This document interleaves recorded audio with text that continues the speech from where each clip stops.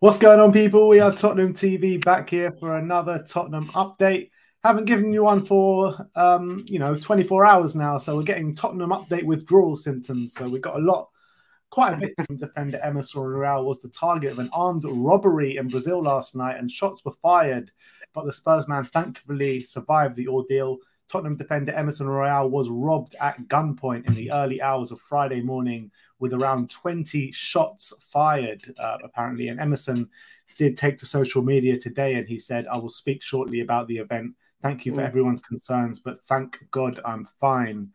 Sounds like a crazy situation last night at Emerson Royal. Thank God like everything's fine and he's okay, but must have been nuts. I mean, scary. Yeah, it sounds like a mad ordeal, and thankfully he's okay. That's the most important thing. I think everyone should go over to his socials, show him some love and show him some support, because I'm sure it's not easy for him right now. But yeah, it sounds like he's been through quite an ordeal, and just thankfully he's okay. That's the main thing. Absolutely. So our thoughts are with you, Emerson, and obviously anyone that was involved and his family. But let's move on and let's talk about some transfers now. Let's start with Alessandro Bastoni. And not such great news, to be honest. I've got 4 updates from 4 different sources. The first one is from Matti Moretto saying Bastoni is very comfortable in Milan and at Inter, and only really an important offer could make him change his mind, and nothing is imminent. I mean, I don't know if Tottenham is an important offer or not, but I'm sure it would be. Athletic are saying that Inter need to make a net profit of 50 million of transfers this summer. The impression is that one of Lautaro Martinez and Bastoni will have to be sold for big money before the end of the month to improve the bank balance. So that's something of a positive news. But Ali Gold says at the moment there has been no progress on convincing Bastoni with the player on international duty with Italy until mid-June, and he's yet to be convinced that now is the right time to leave Inter. And Daniel Longo finally says Tottenham are pushing very hard to sign Bastoni. Work is ongoing over the figures of a deal should an important offer arrive. Inter Milan will give the go-ahead to the sale, but apparently we are struggling massively and trying to sway him to leave Inter at this time. And that's understandable because of his allegiances. We've said it all along. It's not going to be an easy deal to do. So, especially right now, he's on international duty. He's playing with Italy. I don't expect any movement until that's being dealt with and he goes back. So I'm not expecting any news for a couple weeks at least, and positive news. But once negotiations fully get underway and the clear picture of Inter Milan's finances is there in terms of who they need to sell and stuff, then we'll have a clearer picture. But right now, I'm sure he's not going to be forcing his way out the door this early. I can understand that. And I think a lot is in Inter Milan's court in that aspect, because if they really need the money that badly, then they are going to have to help us out a bit and try and force a move through. But it sounds like they do need the money. They need someone to leave. So I don't know. Martinez, they say, is untouchable. Barella, he's one of the up and coming creative mids in Europe as well. Who else commands that kind of fee like Bastoni does, who they're willing to leave? Not really. No one really. So it's not many options for them. Yeah, I mean, I just hope something can happen soon, because it seemed as like all was hotting up at the beginning of the week or maybe the back end of last week, and now it's kind of like slowed down. But I guess it's understandable with him being on international duty and obviously him being an Inter Milan boy at heart. So I guess we'll have to wait and see how this one develops. But I'm still quite hopeful on it. But Ali Gold speaking about other sort of defenders now in case this one doesn't happen, and he says others on the Italian centre-backs, on the Italians' wish list for centre-backs are Pau Torres of Villarreal, Mark Guehi of Crystal Palace, Gleison Bremer of Torino, and Clement Lenglet of Barcelona. And he's talking about the two preferred in the left role is obviously Bastoni and Gvardiol. But in terms of Guehi, Lenglet, Bremer, Pau Torres, I mean, we've spoken about Pau Torres quite a bit before, but the other 3, what's your opinions, especially Guehi, because I think he's had a very strong season. He has, 21 years of age as well. He was bought by Palace from Chelsea. I don't know if they have a clause in his contract, so buyback clause or anything like that. But obviously, he's part of the England setup right now. He's had a very strong showing for Crystal Palace. Right-footed, not left-footed, but he has been playing on the left-hand side for Crystal Palace in the back four, so showing he can play in that role. And I think he's been one of the up-and-coming centre-backs this season. He's been brilliant. So the only problem is because they just signed him last summer, and he's 21 and he's English. I'm sure there's going to be a very big English tax on that. They wouldn't want to lose him after just 1 year, would they? And I'm sure he's happy and settled. You know, Palace have got him into the England squad, so I'm sure he's pretty happy there. So I don't see... it's going to take a very, very sizable bid, I would say, to get him right now. Bremer, obviously, he's Serie A Defender of the Year. He's playing amazing at the moment. Inter Milan are after him. They sound like they're in advanced talks. So we're going to have to get a move on, I guess, or they're waiting on Bastoni to leave. I'm not sure the situation there, but I think he'd be a fantastic signing as well. And then when it comes to Pau Torres, who spoke about Lenglet, well, there's rumours we're obviously got in negotiations at the moment. I like Lenglet. I think he comes under a bad rap. I think in a back three where his on-the-ball ability will be more on show with more time and space on the ball, I think he can be a good option for us. Even if it is short-term, say a 2-year loan with a view of getting Bastoni in 2 years or Guehi in 2 years or something like that, I think he could be a pretty good stopgap with the aim of himself proving that he is of the quality of a player who was once signed by Barcelona. I think injuries and stuff have hampered his progress, but I like him. I think he's a pretty good defender. Interesting. And yeah, on Lenglet, I've got a couple of updates here. A few Barcelona ITKs. The first one, Javi Torres is saying Lenglet could sign for Tottenham on loan. Catalonia Radio are reporting today that Barcelona are working to complete a 2-year loan deal for Lenglet to go to Tottenham. Ferran Correas is saying that Barcelona are negotiating on a loan deal for Clement Lenglet, 1 year, which could be extended with another year with some clauses, obviously, to Tottenham. And Mattia Moretto is saying that Lenglet has been offered to Tottenham and Juventus, but nothing is hot at the moment, so nothing advanced at the moment. So you're saying that you wouldn't mind him through the door? No, I wouldn't. I think he's a good player. I like Lenglet. Is he better than what we have? Is he better than what maybe the other targets that we're going for? No. I mean, as I say, I think Lenglet would be a good option if we can't get our first choice in right now. If, let's say, we get a 2-year loan deal for Lenglet, let's say we can't get Gvardiol and Bastoni, just unrealistic in this window, then I would say if we get Lenglet for a 2-year loan deal, then 26 years of, I think 26 or 27, he is French international. I think he could be a pretty good stopgap in the view of, in maybe 2 years, going again for our first choice targets if they're more attainable in 2 years' time. I think that would be something that's pretty. I think that's a decent solution because I think he could also prove a lot of doubters wrong and prove to be a lot better than people think. Because I think he's. I remember a few seasons he was a top defender for Barcelona, and then things haven't gone right for him recently, but I still rate him. I think maybe a new environment he could be very good, and I think we could play to his strengths as well in the back three. I think he's probably better. He probably is better than Ben Davies, to be honest. Yeah, I would say. You got to assume as well, if Conte wants him through the door, you can imagine Conte really trying to improving as he does to every defender that he has done for Spurs so far. Of course, you got to assume that as well. I would rather Pau Torres. I would probably rather Guehi. I would definitely rather Gvardiol or Bastoni. But I think if it is a case of Bastoni really wants to stay and then in 2 years' time, like he's more open to leaving, maybe that's something.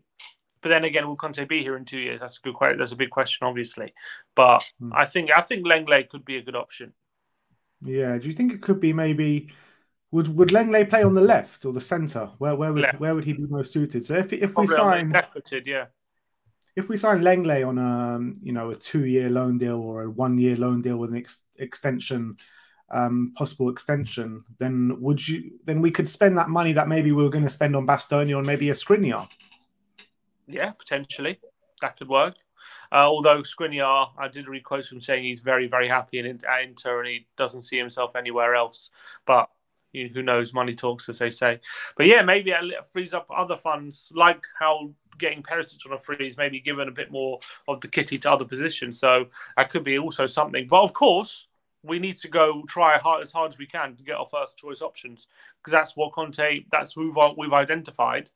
And if it really is that unattainable, then we look at other things. But we have to go for our first choice options first. Absolutely. And another defender that Ali Gold has been speaking about, cast your mind back a year when Jose Mourinho was our manager, and Kim Min-jae continues to be a player of some interest to Tottenham. He is not at this stage of the transfer window stood to be high up of the list of potential centre-backs, but apparently we are still looking at Kim Min-jae, funnily enough. Yeah, I mean, I don't know how he's done at Fenerbahce, but he must have been there 2 years now. I would assume if we were linked with him 2 years ago. Obviously, there was a lot of talk. Yeah, it was 2 years ago we were linked with him, not 1 year. It was under Mourinho. So I don't know how he's done. He must be doing fairly well if he's still being linked with us. But I don't know. I don't know enough about him. I just know about when we looked into him a couple of years ago, but I haven't seen his progress. Maybe he's still doing well. Yeah, well, his market value, according to Transfer Market, since joining Fenerbahce has gone from 1.8 million to like 12.5 million. So he must be doing something right. Yeah. Jinx. Anyway, that's Kim Min-jae. Let me know in the comment section below, do you want to see Kim Min-jae at Tottenham? Next up, we're going to be talking about Christian Eriksen once again. And Sky Sports are claiming that Brentford have now offered Eriksen a long-term contract. However, Eriksen has said he wants to play in the Champions League again and has been intrigued by the comments of Antonio Conte about possibly being welcomed back at the club. So that's some positive news there. Yeah, the Telegraph, they're reporting that Brentford are prepared to break the bank and break their wage structure to keep Eriksen at the club, which maybe is a sign of loyalty that he might acknowledge and respect. But I do think at this stage in his career, 30, he knows, that at this stage you've got to start thinking about the end of your career. We all know that, or you at least not the end, but I think he has to start thinking that he doesn't have time to waste. And I think if he really wants to move to a Champions League club, we're the perfect club, I think, right now for him. So I think if we're serious about bringing him back, I think Brentford wouldn't be able to compete with us in terms of what we can bring to the table. So even if they are prepared to break the bank, I would still be confident of Spurs entering negotiations from a position of strength. So I think there's a good chance that Eriksen comes back here, considering where we are as a club right now. But we have to wait and see. I would love him at Tottenham. I really would. I think he's playing so well at the moment. He's exactly what we need. He fills in gaps that we don't have, and he's on a free as well. The only downside is, I guess, he's 30 years old, and he was getting bored. You could argue, or he was unhappy when he left. But other than those reasons, I think there's so many more. The positives far outweigh the negatives, I think. So classic Spurs, bringing back Christian Eriksen to replace Christian Eriksen. And, brought back Gareth Bale to replace Eric Lamela, who we brought to replace Gareth Bale. I mean, it's just like there's a never-ending cycle of Tottenham Hotspur. Literally classic Spurs, yeah. I guess, yeah, we'll probably bring back Vertonghen soon to replace Vertonghen. Wouldn't be surprised. But look, I just think it's a case of him being exactly what we need, and I think it makes sense for everyone. I don't. The only I guess the downsides as well as medical. Do you want to have that pressure on him and stuff? That's the case for him and the medical department to decide. But the way he's playing for Brentford, I would love that. I wouldn't want Spurs' medical department to decide anything, to be honest. Leave it to Brentford's medical department. You're probably right about that. But let's talk about Steven Bergwijn now. There's been a couple of updates on him today. The Telegraph in Holland out there saying that Ajax have submitted an official bid for Steven Bergwijn. Romano saying that Tottenham have received an official bid from Ajax for Steven Bergwijn, and Bergwijn would be ready to agree personal terms with Ajax up until 2027. ESPN, though, are saying that Tottenham are continuing to demand 25 million euros for Steven Bergwijn. Ajax have had a bid rejected for Steven Bergwijn in the last week. So negotiations do seem like they're ongoing, and I'm guessing they will come to a positive conclusion for all sides. Yeah, I think they came to an agreement in January. We just pulled the plug, didn't we, because we wanted to keep him in the end. But I think there's going to be a deal done. The report saying that the bid last week didn't even reach 20 million euros. So obviously that's going to be knocked back. But I think somewhere between 20 and 25 million euros, whether it be 22 million plus add-ons or whatever, the deal will get done. And I'm sure he'll be in a happier place, Bergwijn. And playing for Ajax, I'm sure that playing week in, week out for Ajax, and I'm sure he'll do well there. That should seal his spot for the World Cup, because that might have been in doubt if he stayed at Spurs. So I think it's a win-win all round. We get a bit of money. He gets the starting spot. It's a shame, but I think it's best for everyone at this point. Yeah, absolutely. I think, because I think if you're looking to sign someone of Bergwijn's quality, like, I don't think having someone like Bergwijn as backup is a bad thing. It's just, I think the fact that he's been back up for so long now, I don't think he can risk, because I think there will be game time for him next season with Champions League and everything. I do think there'll be a game time for him.